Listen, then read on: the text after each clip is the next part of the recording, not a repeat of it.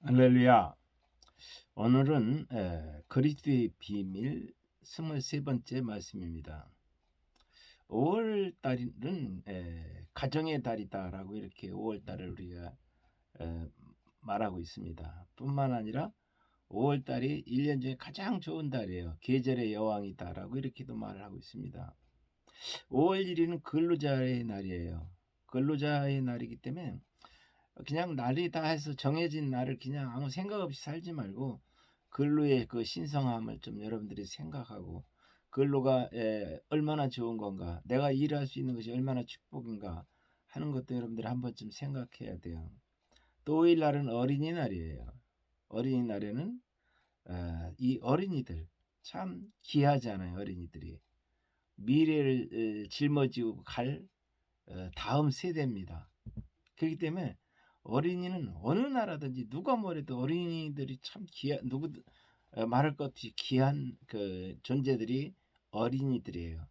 내 자식뿐만 아니라 모든 어린이들에 대해서 여러분 좀 인사도 하고 어린이들이 지나갈 때 안녕도 하고 이렇게 좀 친절하게 해주시면 참 좋아요. 8일은 어버이날이에요. 어버이날 그 부모님들을 좀 돌아보고 생각하고 하는 그 날이 바로 어버이날이죠. 또 동시에 8일날 부처님 오신 날입니다. 부처님이 오신 내가 우리 지금 우리가 기독교를 가지고 내가 설교를 하면서 부처님 오신 날을 왜 얘기하느냐 하지만 우리가 5월 8일이 바로 부처님 오신 날로 이렇게 제정이 되어 있고 석가모니가 탄생한 날이죠. 석가모니가 이 땅에 와서 그분도 4대 성인 중에 한 사람이에요. 우리에게 좋은 것을 참 많이 가르쳤어요. 그러나 그 부처님을 갖다가 종교의 대상을 만들어 가지고 종교화 시킨 것이 문제라는 거죠. 그의 가르침만 받는다 그러면 좋은 것들이 많이 있다고 하는 걸 여러분들이 기억하시기 바랍니다. 자, 오늘 그리스도의 비밀에 대해서 여러분들에게 말씀을 드리는데 로마서 5장 6절에 보면 아직 우리가 연약하여 죄인 되었을 때에 그리스도께서 경건치 않은 자를 위해 죽으셨도다 이렇게 말씀하고 있습니다. 우리가 아직 죄인 되었을 때 그리스도께서 우리를 위해 죽으심으로 하나님께서 우리에 대한 자기의 사랑을 확증하셨느니라. 죄인들을 위해서 이 땅에서 죽으셨다. 그보다 더 큰 사랑이 어떻겠습니까? 그래서 우리는 하나님을 한마디로 말하면 하나님은 사랑이시다라고 이렇게 표현할 수가 있는 것입니다. 그렇기 때문에 하나님의 우리에 대한 하나님의 사랑을 확증하신 거예요. 아, 하나님이 나를 이렇게 확실히 사랑하시는구나 하는 거 여러분들은 깨달아야 돼요. 로마서 6장 9절에 보면 이는 그리스도께서 죽은 자 가운데서 살아나셨음에 다시 죽지 아니하고 사망이 다시 그를 주장하지 못할 줄을 알미로다. 우리가 그리스도와 함께 십자가에 우리도 마찬가지로 죽었다고 한다면 이젠 내가 산 것 아니고 그리스도께서 사시는 것이다. 내가 내 안에 아직도 육체로 사는 것은 그를 믿는 믿음 안에서 사는 거기 때문에 사망이 우리를 주장하지 못하는 거예요. 모든 사람들이 그 사망에 매여서 죽기를 두려워하고 세상을 살아가고 있는데 이제는 우리는 그리스도 안에 있는 자들에게는 사망이 우리를 주장하지 못하기 때문에 우리는 죽는 게 아니라 말이죠. 영생한다 말이죠. 이것이 하나님이 우리를 그렇게 사랑하셔서 그 자기의 사랑을 확증하신 거예요.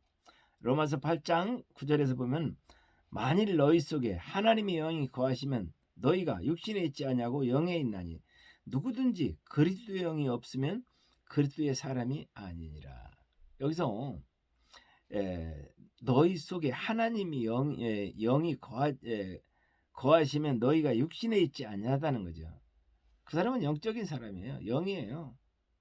그렇기 때문에 영에 있나니 누구든지 그리스도의 영이 없다면은 그 사람은 그리스도의 사람이 아니라는 거죠. 또 그리스도께서 너희 안에 계시면 몸은 죄로 말미암아 죽은 것이나 영은 의로 말미암아 살아 있는 것이다. 이제 몸은 죽은 거예요. 지금 몸을 우리가 움직이고 이렇게 한다 할지라도 이제 나는 몸은 죽은 거다라고 이렇게 살아야 돼 믿고. 그렇기 때문에 그러나 우리 속에 그리스도의 영이 살아있는 것이 그리스도의 영과 함께 우리가 살아있는 거예요. 그렇기 때문에 영원히 죽지 않는 그리스도의 영과 함께 살아있는 거라는 거죠. 그래서 우리에게 주어진 것은 영생입니다. 예수를 죽은 자 가운데서 살리신 이의 영이 너희 안에 거하시면 그리스도 예수를 죽은 자 가운데서 살리신 이가 너희 안에 거하시는 그의 영으로 말미암아 너의 죽을 몸도 살리시리라.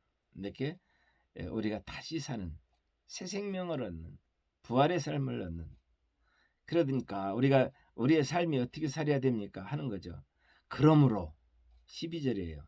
형제들아 우리가 빚진 자로 돼 육신에게 줘서 육신대로 살 것이 아니니라. 이제 육신대로 살 것이 아니라 너희가 육신대로 살면 반드시 죽을 것이로되 영으로서 몸의 행실을 죽이면 살리라.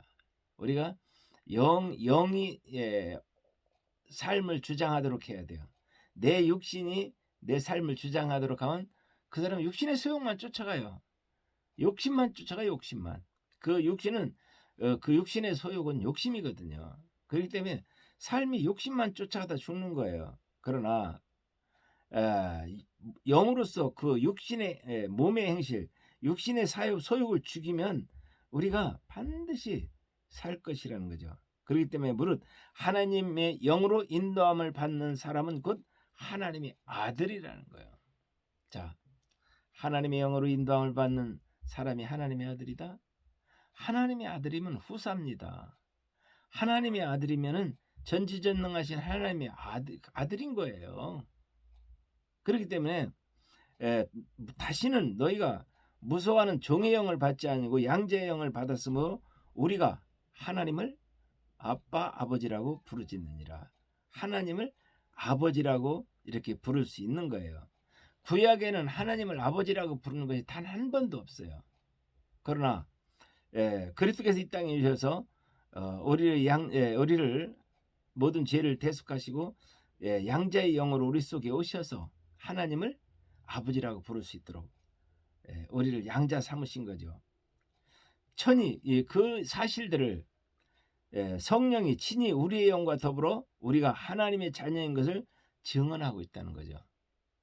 증언이 있어요. 우리가 하나님의 아들이라는 사실들을. 그렇기 때문에 자녀이면 그냥 자녀로 끝나는 것이 아니라 자녀이면 상속자, 곧 하나님의 상속자요.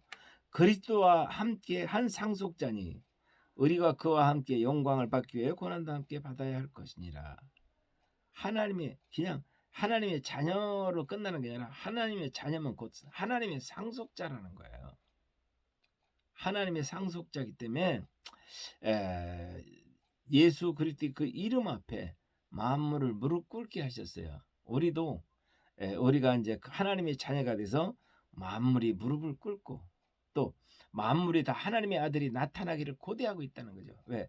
하나님의 아들들은 살리는 역사를 하기 때문에, 생명을 주는 일을 하기 때문에 만물이 다 하나님의 아들들이 나타나기를 고대하고 있다는 거죠.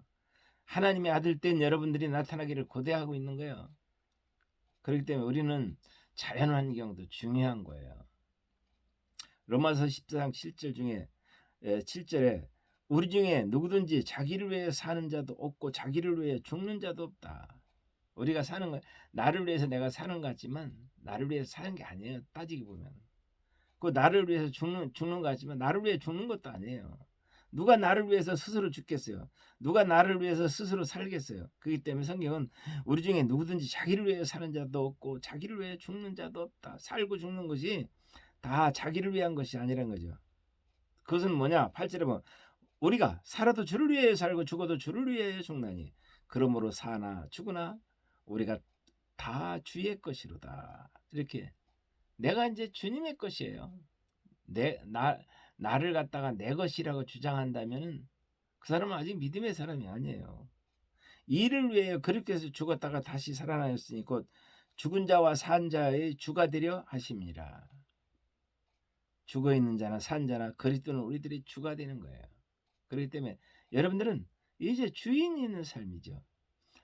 내 삶을 주장하신 주가 되신 그리스도께서 주장하고 사시는 거예요. 그분의 주장에 따라서 우리가 삶을 살아갈 때에 그것이 인간의 행복이고 인간의 축복이고 거기서 구원이 있고 거기서 하나님의 자녀가 되는 거고 거기서 세상을 이기고 거기서 마귀를 이기고 모든 것이 승리의 삶을 살 수 있는 겁니다. 그렇기 때문에 여러분들은 그리스도와 함께 십자가에 죽었다.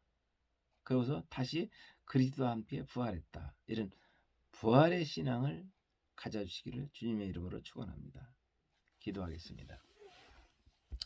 지금은 우리 주 예수 그리스도의 은혜와 하나님 아버지의 그 만고하신 사랑하심과 성령님의 내주 교통 역사하심이 이 5월에 어린이날과 어버이날과 여러 가지 행사들이 있다 할지라도 특별히 가정의 달입니다. 가정을 돌아보는 저희들 되게 하여 주옵소서. 또한 주님의 그 은혜가 이 시간 이 말씀을 듣는 모든 성도들 머리 위에 세계 갖고 있는 모든 성도들 머리 위에 이제부터 영원토록 함께 하시기를 간절히 축원하옵나이다. 아멘.